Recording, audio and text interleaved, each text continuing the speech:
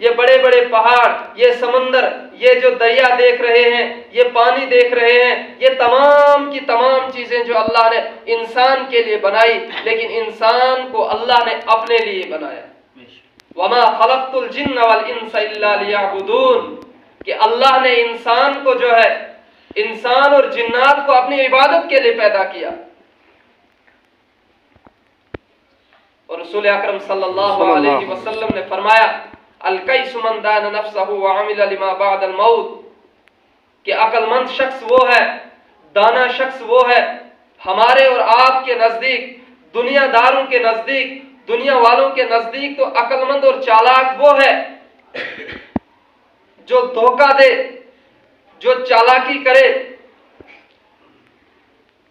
جو بڑا دھوکے باز ہو، اس کو ہم چالاک سمجھتے ہیں۔ لیکن رسول اکرم صلی اللہ علیہ وسلم نے فرمایا چالاک اور عقل مند اور دانا شخص وہ ہے جو دنیا میں رہ کر آخرت کی تیاری کر رہا ہے۔ رہ تو دنیا میں رہا ہے،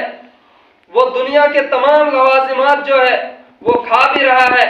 وہ پانی بھی پی رہا ہے، وہ روٹی بھی کھا رہا ہے، وہ مزدوری بھی کر رہا ہے، وہ ملازمت بھی کر رہا ہے، وہ ہر ایک دنیا کے کسی عہدے پر بھی اگر اللہ نے اس کو عہدہ دیا ہے، وہ ہر ایک چیز کا استعمال کر رہا ہے، اللہ کی نعمتوں کا استعمال تو کر رہا ہے،